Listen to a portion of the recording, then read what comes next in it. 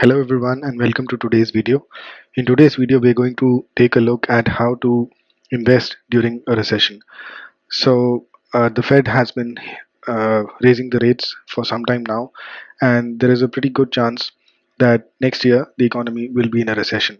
So we are going to take a look in this video as to how to invest in a recession, and essentially we will cover these points here. First of all, we will see how to invest profitably during a recession. Secondly, we will see a very important concept, that is how to preserve your capital during a recession. When there is a recession, one of the major risks out there is that a lot of companies can go bankrupt because their growths are not there. They don't have high earnings, and so they have a lot of debt. They cannot service that debt. So we will see how to avoid companies which can go bankrupt, and basically you should be able to preserve your capital. And also finally, I will share some of the actual Finviz screener settings which you can use to identify individual stocks which satisfy these criteria. Before we proceed, a quick look at the disclaimer that whatever information I'm sharing with you is only for entertainment purposes. This is not any kind of trading or investment advice. If you plan to trade or invest your money, please get in touch with a certified financial advisor and understand the risks involved. One thing that I want to call out is that I am sharing my trades free of cost on the community tab of my YouTube channel. So just go to my YouTube channel and then you can navigate to the community tab.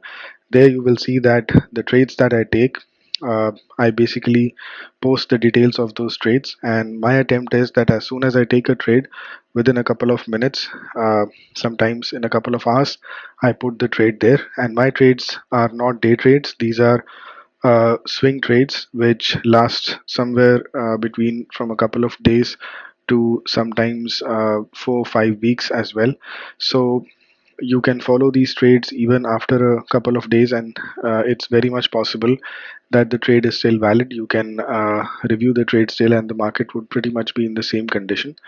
And I am pleased to tell you that if you go through the trades, you will actually see that although 2022 has been a pretty bad year in terms of all the indexes losing 25-30%, S&P is down, Nasdaq is down, but my trades have been profitable. And if you go and actually see the trades, you can verify for yourself that the trades that I took are actually profitable, and we keep a track of the overall profit on the trades. So you can just go and check this out, and it's available free of cost right now. I'm not charging anything for that, and all you need to do is subscribe to the channel and enable the notifications, so that as soon as I post an entry or a trade on the community tab, you will get a notification, and then you can go and see if that trade is something that you agree with. You can use it for educational purposes, you can use it to mock up your trades or whatever way you want. It's free information that I'm giving out, and I'm also sharing the overall results of how those trades have performed. So you can look at my 2021 trades, 2022 trades, and hopefully that is useful information. So now let's get started with the video. So first thing I want to call out is that we will look at different things that you need to do when you want to learn as to how to invest and survive during a recession. So first thing is, you should understand the concept of dollar cost averaging. Now this is going to be slightly different from what a lot of people they understand with dollar cost averaging. So the normal definition of dollar cost averaging is that you keep investing money in a particular stock or in a particular ETF every let's say 2 months or every month, and the objective is that sometimes the price will be low, sometimes it will be high. So over a period of time, you would have bought some of the shares at a low price, some at a slightly higher price, but then as the prices move up over a long period of time, the dollar cost averaging would make sure that you are profitable. So my concept of dollar cost averaging is slightly different. First thing is, I don't start investing into stocks unless my valuation shows that these stocks are undervalued. Now, how do we identify undervalued stocks? I have Finviz screeners for that, and we'll discuss that later. I'll leave links in the description so you can watch those videos, how to identify stocks which are trading at a discount or at a sale, and how to identify stocks which are undervalued right now. But let's say there is a company and its fair value that in my opinion is at $100, but right now that company is trading at $200. So I will not start dollar cost averaging at that time. My dollar cost averaging starts only when the trigger point is hit, which is that the company should be trading at below its intrinsic value. So if my intrinsic value calculation says that this company, in my opinion, is worth $100, then I'm going to start dollar cost averaging at $100 or below. And secondly, I'm going to use options. If you see my sample trades that I just explained, you will see how I basically sell option premium to even lower my cost basis further. So I use both these combinations to keep reducing my cost basis, and that is the starting point for my dollar cost averaging. So I am not going to just look at a company that this company is fundamentally good. If it's overvalued, I do not begin the dollar cost averaging process. So the way I use dollar cost averaging is, let's say I take the intrinsic value of a company to be $100 and it's already undervalued, but from this valuation it goes to 70, so it becomes super undervalued. So when you have this super undervalued stock available, this is where I add more to my position. So my dollar cost averaging essentially is not about buying at the highs and the lows to average out those two numbers. It is to buy at the lows when the stocks are below my valuations. But as nobody can predict successfully what the exact bottom could be, $100 undervalued stock can become super undervalued and go to $70 as well, depending on a lot of scare or fear in the market and depending on macro conditions. So in those cases, I'm going to buy more at 70. That means my overall cost basis, let's say I buy 100 shares at $100 and I buy another 100 shares at $70. So now my average cost basis is going to be $85. So this is my definition of dollar cost averaging. So when you see something undervalued, you should take the first tab and take a position there. But when it goes even more undervalued, people have a tendency to put stop losses and people have a tendency to panic and get out of the stock because maybe it's going to zero. If that is the case, then you've not done the analysis properly. So your analysis has to be correct. You need to know which companies are fundamentally strong, and you need to really have a conviction in your analysis. So obviously if I'm willing to buy something at $100 and it gets offered to me at $70, I should be adding more. So this is common sense, but usually when people are dealing with money, the common sense gets overridden by panic and fear. So we should avoid that and dollar cost average as the price goes lower. And a lot of times this has made my trades twice or even three times more profitable than what I had anticipated initially. So I hope this point is clear. If you have any doubts around this, leave your queries in the comments and I can explain further on this. The second point is that during a recession time, you should stay away from growth stocks. And one perfect example of that is Tesla. Now, Tesla had a very high valuation. If you look at the P of price to earnings ratio of Tesla, it's been in 70s and 80s and 90s. It's been at a very high price to earnings multiple. And stocks which have high P2Es, they have these high P2Es, they justify these high P2Es because they are those companies which possibly can have explosive growth. And if you look at Tesla, their projected growth over the next 5 to 10 years has been in the range of about 35 to 55%. So that's what the analysts have been suggesting, that this company can grow this fast. So obviously a company which can grow at this rate justifies that high PE, and the valuations are also justified. But if you look at the very definition of a recession means that the overall economy is going to slow down. People are going to have fewer jobs, people are going to have less spending capacity, and because of that, the earnings of the various companies are going to come down. That's one of the reasons. And this particular recession, where we are, I mean, talking specifically about the 2022-23 situation, the another factor which is involved here is the increase in the interest rates. So when the interest rates go up in your discounted cash flow valuation models, the discount rate at which you basically discount the future earnings, that becomes higher, and so the present value, it falls down further. So for those of you who do not know about discount cash flow valuation, it's a valuation technique, and essentially as interest rates go up, the valuation of the companies, they keep coming down. So these high growth companies will no longer be high growth companies in a recessionary environment, because the earnings are expected to slow down. And if the earnings are expected to slow down, and the growth rates are going to come down, then those high P/E multiples are not justified. Now, obviously, in price to earnings, earnings are not going to go up in a recession. So the only way this multiple comes down is by a reduction in price. So if you look at the Tesla pricing, even if we look at the stock was split 1 is to 3. So at one time before the split, this was trading at in excess of $1,000, $900. So that would translate to about $300 after the split. But right now, if you look at its price, it's trading at about 170 bucks. So it's come down by 45% from its highs. And the primary reason there is because the growth potential, the growth rate, which was projected by analysts, now there is a revision on that those growth rates may not be possible because of a recessionary environment, because of a higher interest rate. That means a higher discounting rate. So during a recessionary time, you want to stay away from growth stocks. So when you stay away from growth stocks, you look at the opposite things. First thing is you look for defensive stocks. Now, what do I mean by defensive stocks? Defensive stocks are those stocks which provide you with products which will be needed all the time. So, when you're thinking about investing in companies during a recession, think about the fact that if your earnings were to go down and if you had the last $1,000 left with you, what would you spend it on? So, if you really think about it, you would be, first of all, buying your medicines, you would be buying your groceries, because we need food and water and medicines and the basic electricity and utilities to survive, right? So those will be our expenses. These are non-discretionary expenses. Whether somebody likes it or they don't like it, these expenses are essential and they will be made by people. So your first point of attack in this particular case should be the stocks related to the health sector, to the utility sector, because these stocks, everybody, the last payment they're going to default on is probably going to be the utilities bill.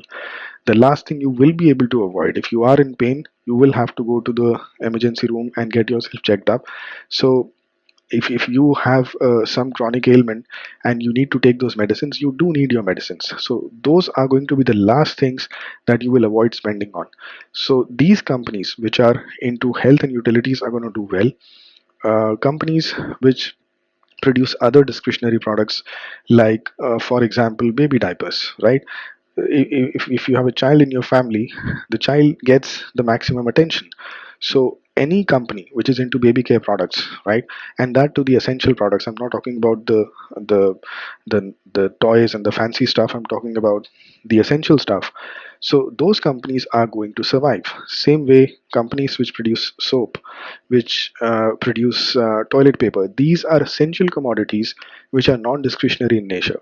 So you need to focus on brands, on companies which essentially are into this line of business, and these will not have a very high growth, but they will be very stable during a recessionary period, because when overall earnings, when the overall economy is slowing down, whatever earning the salary of a person or a household may come down to half of its original value before the recession, but they will still continue to spend all that money on this essential stuff, on this non-discretionary stuff.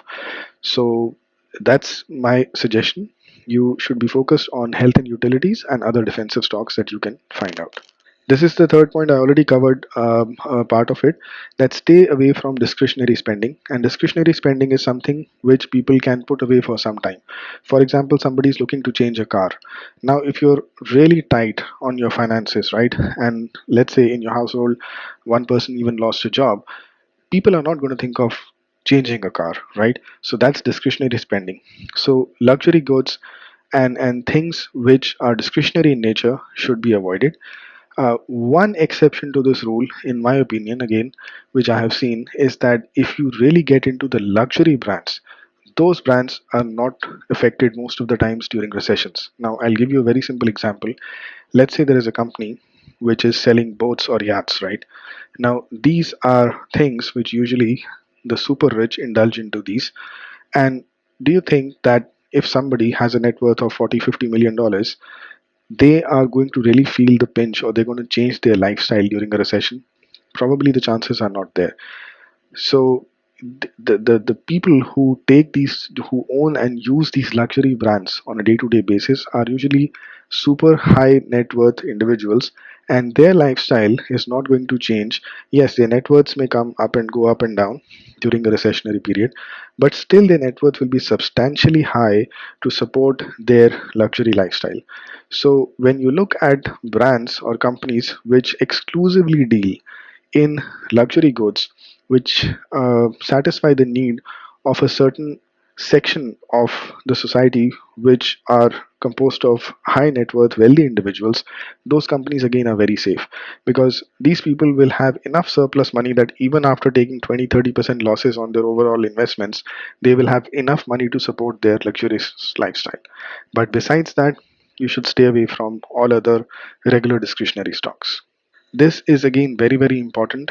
You need to look for high free cash flow companies. Now, the important word here is free. And what do I mean by that? A lot of companies, they generate a lot of cash flow, okay? But they have a lot of debt as well. So, in order to service that debt, especially when the rates are rising, most of the income, most of the cash flow that they generate, it just goes out. So they generate earnings and then it goes out. And as interest rates go up, these spends are going to keep increasing. So one very important thing is that you have to look at companies which are able to generate a high free cash flow, and usually these companies will not have a lot of debt, because if you have a lot of debt, you anyways cannot have a high cash flow. Debt is one of the reasons. If you remember the earlier slides, I mentioned one very important thing, that we have to make sure that you preserve your capital. And this is the point where preservation of capital is going to be discussed.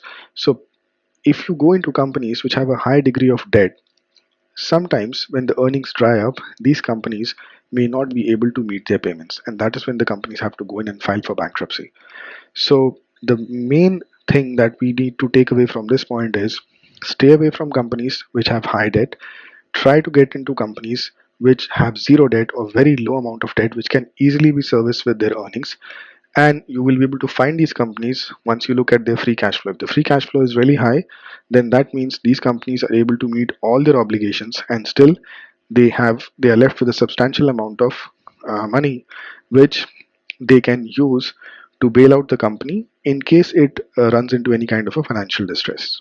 This is the fifth point, which is think long term. So I know everybody doesn't believe in long term investing. A lot of people are trading and a lot of people are invested into the markets in the short term. And what I mean by that is, they want to see results in 2, 3 months, 6 months, or they actually need money on a monthly basis or on quarterly basis.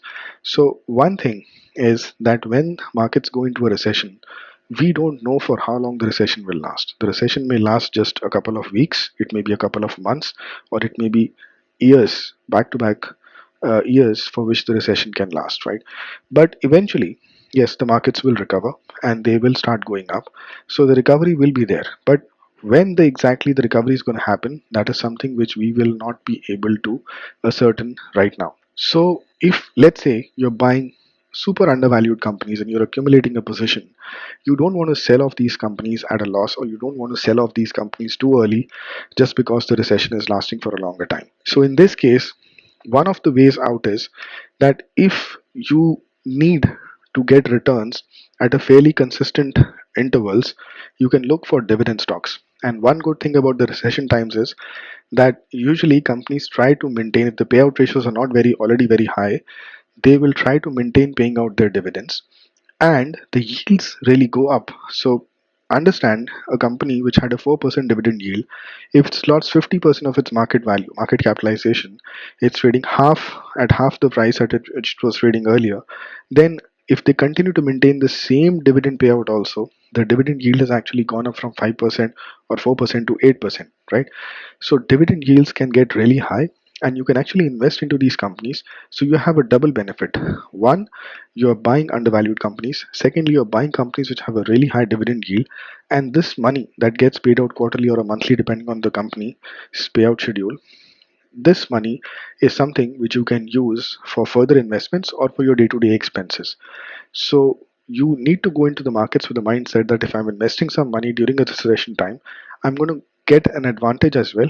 But the disadvantage could be that I may not be able to pull out my money immediately. So you may be stuck with your money in the markets. You have to wait till the time the markets recover. So my approach to this is two ways. One, I try to invest in dividend uh, yielding stocks so that I get a payout in terms of dividends. And secondly, I look for companies which have active option chains. So let's say I'm holding 100 shares of a company, then I can sell one call option against it, and I can generate some more cash flow by collecting that premium. If you don't understand this concept, look at the rest of my videos, look at the sample trades which I have shared on how to sell option premium and generate this income source, and I'll leave the links in the description again.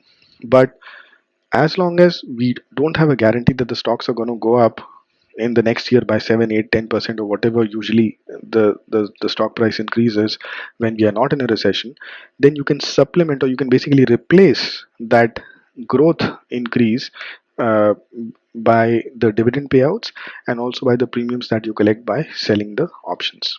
So I promise that we will also take a look at the Finviz stock screener settings. Now I already have two videos. The first one here is the Finviz stock screener to identify stocks with strong balance sheets, and these are essentially companies which will not have the risk of going bankrupt. So this is what I talked about, that how do you preserve your capital, right? So if you'll just go through this video, you will see the stock settings or essentially the screener settings, which will give you a list of stocks which have strong balance sheets. So the chances of these companies going into financial distress or filing bankruptcy, or if you invest into these companies, the chances of you losing your capital are going to be reduced to by a huge extent. And the second video, if you see here, is the actual stock screener to identify undervalued stocks. So this undervaluation does not mean a recent price drop or something. It's actually based on the fundamentals of a company. So fundamentally, stocks which are trading below, I would not even say intrinsic value, because the screener does not actually show the intrinsic value, but based on the common metrics like the price to earnings ratio, the price to book ratio, the price to sales, and other things which show whether a stock is overvalued or an undervalued stock, the screener gives you really good companies which are undervalued fundamentally at the time. And whatever results these screeners produce, this is basically a very good shortlisting or a starting point. And then you need to analyze these stocks further, look into how these stocks fit into the current recessionary trend, and then take a decision that whether these suit your style of investing or you are interested in taking positions in these stocks or not. And so if you follow these steps, if you follow these basic guidelines, most of the risk that is there and the fear, the scare that is there during a recession, that something is going to come down and markets are going to crash, everything is going to zero, that doesn't happen. Markets come down by 30, 40, 50% at times, but then they recover. And the only scary part is that during every recession, if you look at the 2000 financial crisis, the dot-com burst, or you look at the 2008 financial crisis, or you look at the market crash during COVID, if you look at any of these crashes, there will be some companies which, once they fall, they never recover. They file for bankruptcies, and those companies, those investments are gone forever. So if you follow these steps, you're going to avoid those companies. Rather, you're going to select companies which will give you a decent return when the overall markets are actually losing money. And this is evident, there's a proof, because this is why I want you to go to the community tab of my channel and look at my trades, because I use these principles, I follow these guidelines.